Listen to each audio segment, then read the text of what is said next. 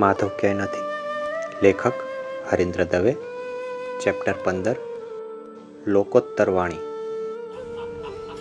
જરાસંઘના અટ્ટાહાસ્યના પડઘા ચોમેરથી પડી રહ્યા હતા. એ સળગતા પર્વતની ગગનગામી જ્વાળાઓ જોઈને હસી રહ્યો હતો. એણે વિજેતાની ગરવાઈથી નારદ સામે જોયું અને એનું હાસ્ય અટકી ગયું. એણે આશા રાખી હતી કે અત્યારે નારદ હતપ્રદ બની ગયા હશે, એમના ચહેરા પરનું નૂર ઉડી ગયું હશે. પણ નારદ વધારે સ્વસ્થ અને પ્રસન્ન દેખાતા હતા. એમના હોઠ પર હાસ્ય આવીને વસ્યું હતું.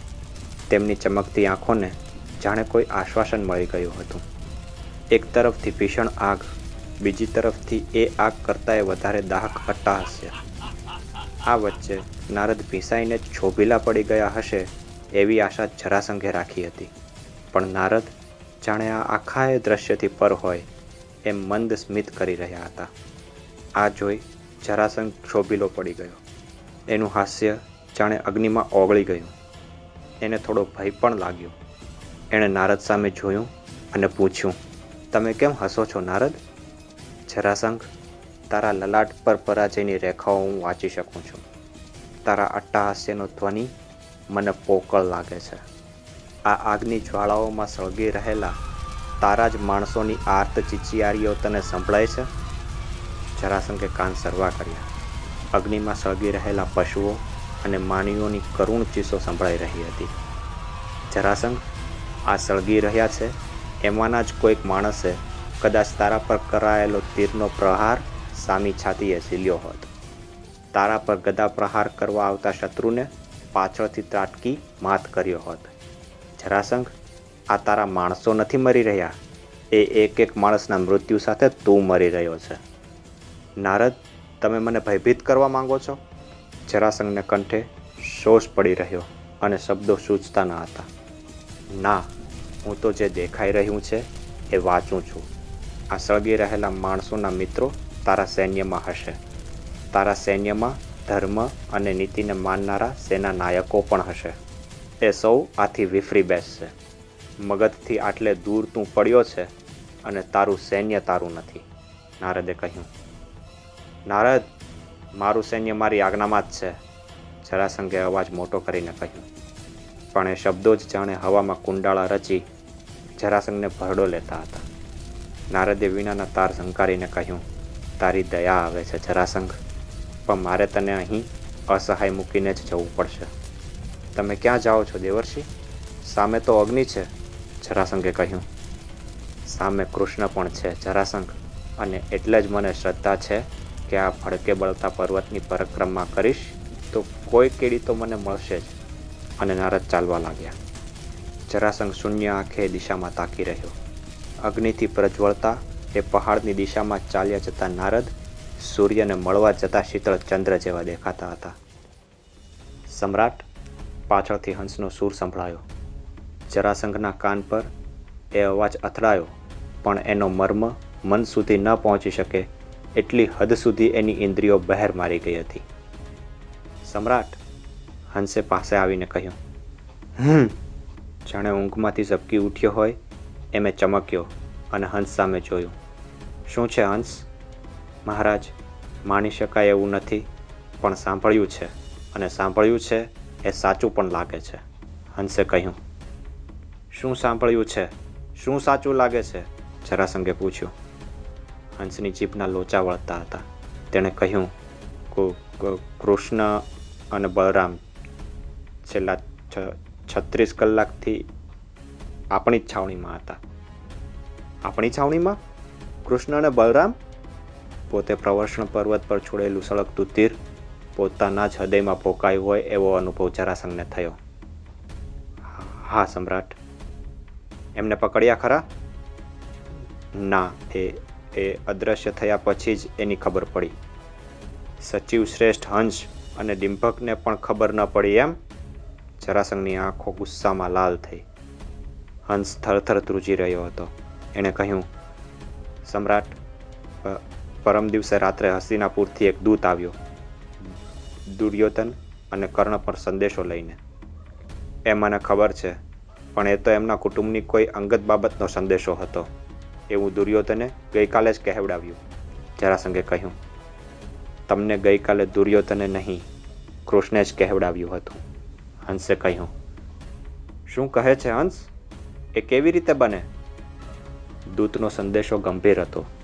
જો મને મળી છે એ વાત સાચી હોય તો વારણાવતમાં પાંડુની પત્ની અને તેના 5 પુત્રો જે મકાનમાં રહેતા હતા તેને આગ લાગી અને તેઓ સળગી મર્યા. આ તાકીદનો સંદેશો હતો, એટલે જ દુર્યોધન અને કર્ણ કોઈ પણ ઔપચારિકતામાં સર્યા વિના મધ્યરાત્રિએ જ વિદાય થઈ ગયા. આપણને એ વિદાય થયાનો સંદેશો પહોંચાડવાનું કાર્ય દૂતને તથા તેમની રાવટીના રક્ષકોને સોંપીને. હંસે કહ્યું, પાંડવો સળગી ગયા? જરાસંઘ માટે આ પણ એક માન્યમાં ના આવે એવા ખબર હતા. હા, અને એ ખબર સાંભળી દુર્યોધન અને કર્ણ ગયા એટલે પેલા દૂત અને રક્ષકોને કોઈ પણ પ્રકારે પોતાના પક્ષમાં લઈને કૃષ્ણ અને બલરામ એ રાવટીમાં રહ્યા અને તેમણે જ તમને દુર્યોધનને નામે સંદેશો મોકલ્યો. જે કોઈ મળવા આવે તેમને અસ્વસ્થ પ્રકૃતિનું બહાનું આપી તેઓ કાલે બહાર જ નહોતા નીકળ્યા. તમને કોણે કહ્યું? મને હમણાં જ એક રક્ષકે આવીને કહ્યું કે દુર્યોધન અને કર્ણની રાવટીમાં જે માણસો છે તે દુર્યોધન કે કર્ણ હોય એવું લાગતું નથી. હું તાકીદે ત્યાં ગયો તો રાવટી ખાલી હતી. ત્યાં ન હતો દુર્યોધન કે કર્ણ, કૃષ્ણ કે બલરામ કે ન હતા રક્ષકો. હંસે કહ્યું, તો આ નાહક લગાડી? જરાસંઘનો અવાજ ફાટી ગયો. હંસ તમારા સચિવ પદને ફિટકાર છે. સમ્રાટ, એ ભાઈઓ આટલા કુશળ, મારે એમના વખાણ નથી સાંભળવા. આસપાસ વનમાં જ તેઓ સંતાયા હશે. એ જ્યાં હોય ત્યાંથી એમને શોધી કાઢો. જરાસંઘે આજ્ઞા કરી. સમ્રાટ, એક પરિચિત અવાજ સંભળાયો. કોણ? જરાસંઘે પાછળ જોયું તો પુત્ર સહદેવ જ ઊભો હતો. પુત્રને મુખેથી સમ્રાટનું સંબોધન સાંભળીને જરાસંઘને આશ્ચર્ય થયું. કેમ સહદેવ, શું છે? સમ્રાટ, સૈન્ય વિફરી બેઠું છે. કોઈ હાથમાં હથિયાર ઉચકવા તૈયાર નથી, સહદેવે કહ્યું. એમ? જરાસંઘ આ એક પછી એક આવતા સમાચારોથી આકળો બની ગયો હતો. જે હથિયાર ઊંચા કરવાની ના પાડે એને રહેસી નાખો.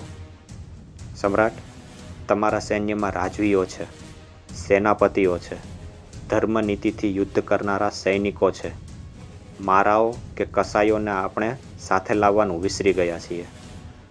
સહદેવ, આ તું બોલે છે? હા સમ્રાટ. સમ્રાટ?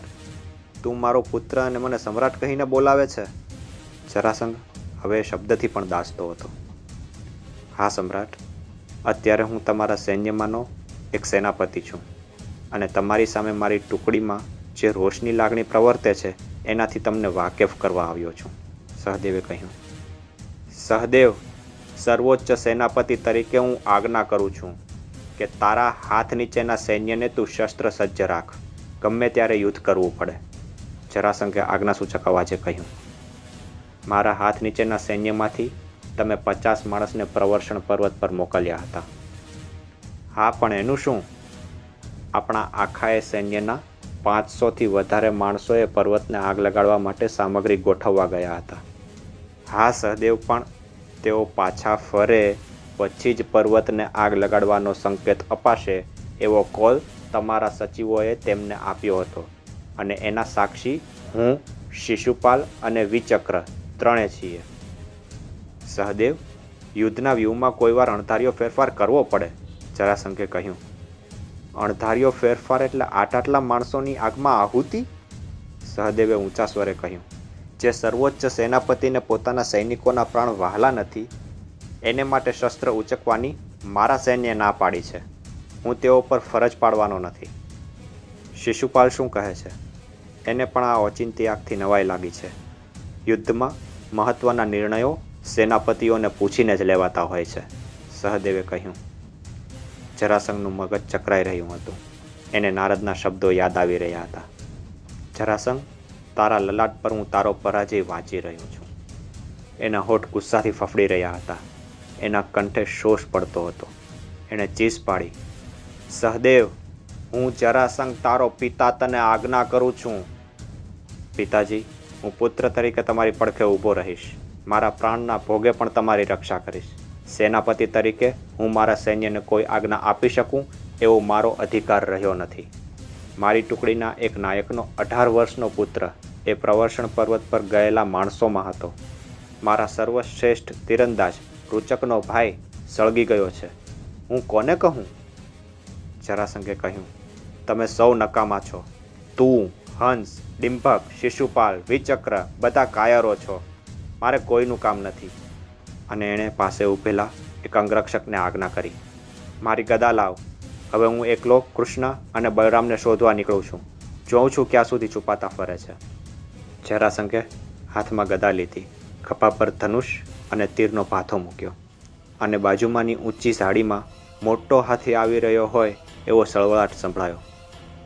જરાસંઘની નજર એ દિશામાં ગઈ. એક પ્રચંડ યુવક સામેથી આવી રહ્યો હતો. આ યુવકને ક્યાંક જોયો હોય એમ જરાસંઘને લાગ્યું. તેના ખભા પર હળ આકારનું મોટું શસ્ત્ર હતું, હાથમાં ગદા હતી.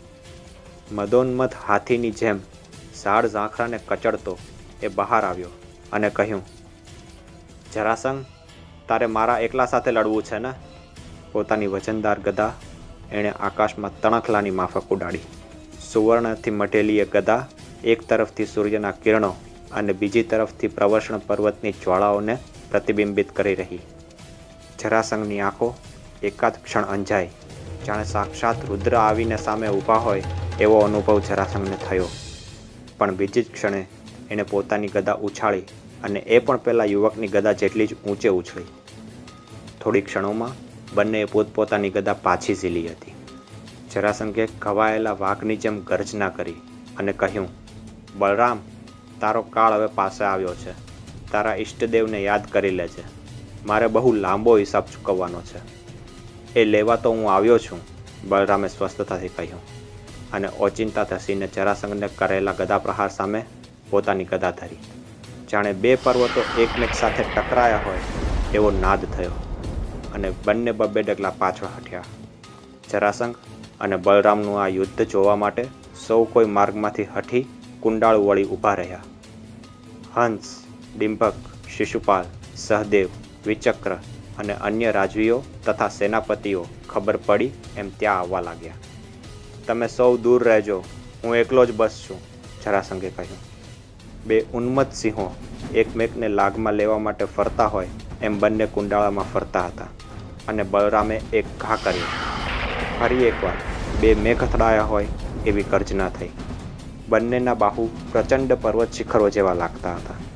મહાબળવાન જરાસંઘ ડાબી બાજુનો ચક્રાવો લઈ બલરામ તરફ ખસ્યો એટલે વિદ્યુત વેગે બલરામે જમણી બાજુનો ચક્રાવો લીધો. યુદ્ધે ચડેલા હાથીઓ જેમ પરસ્પરને દંતશૂળથી પ્રહાર કરે એમ ગદાયુદ્ધમાં કુશળ એવા આ બે યોદ્ધાઓ સિંહનાદથી દશે દિશાઓને કંપાવતા એકમેક પર ગદા પ્રહાર કરી રહ્યા. જરાસંઘના ચરણ પર બલરામની ગદાનો પ્રહાર થતાં વજ્રના આઘાતે ચીરાતા પર્વત જેવો પ્રચંડ ધ્વનિ સંભળાયો. પવન જેમ વિંધ્ય પર્વતને ચડાવી શકતો નથી તેમ જરાસંઘના હાથમાંથી છૂટેલી ગદા ગદાધારીઓમાં શ્રેષ્ઠ એવા બલરામને લેશ માત્ર કંપાવી શકી નહીં. મગધરાજ જરાસંઘ પણ પોતાના પરાક્રમ વડે બલરામની ગદાનો વેગ સહન કરતો હતો અને સામા પ્રહારો કરતો હતો. દીર્ઘકાળ સુધી વિવિધ દાવપેચ અજમાવતા બંને થાકતા ત્યારે થોડું ઊભા રહેતા અને પાછા એકમેક પર તૂટી પડતા. બેમાંથી કોઈ ક્યારેય નહીં થાકે એવું લાગતું હતું. પણ એ જ પળે જરાસંઘે અચાનક ખૂબ જ પાછળ હઠીને બાજુમાં રહેલા એક રક્ષકનો ભાલો ઊંચક્યો અને વીજળીની માફક એ ચમક્યો. બલરામ અસાવધ હતા પણ અણીની ક્ષણે જરાસંઘનું નિશાન ચૂકવી દીધું અને ભાલો બલરામ જ્યાંથી ખસી ગયા એ ધરતીમાં ઊંડે સુધી કૂંચી ગયો. બલરામે એક મોટો હુંકાર કર્યો અને ગદાનો ત્યાગ કરી મૂછળ ઉપાડ્યું. કોપેલા બલરામે હાથમાં અમોઘ બળ અને ભયંકર દેખાવવાળા મૂછળને ઉગામેલું જોઈ જરાસંઘ હબકી ગયો. હવે કાળ નજીક જ આવ્યો છે એ શ્રદ્ધા સાથે એણે આંખો મીચી. એ જ ક્ષણે એક અવાજ સંભળાયો. આ અવાજ આ લોકનો છે કે પરલોકનો છે એની સમજ જરાસંઘને ન પડી, પરંતુ આ અવાજ એટલો મધુર હતો કે એ બીજા લોકોમાંથી જ આવતો હશે એવું જરાસંઘને લાગ્યું. એ અવાજ કહેતો હતો, મોટાભાઈ, એને જીવવા દો. એના મૃત્યુનો ઘાટ ભગવાને કોઈ જુદો જ ઘડ્યો હશે. જરાસંઘ ભાનની દુનિયા વટાવી અચેતન બની ધરણી પર ઢળી પડ્યો.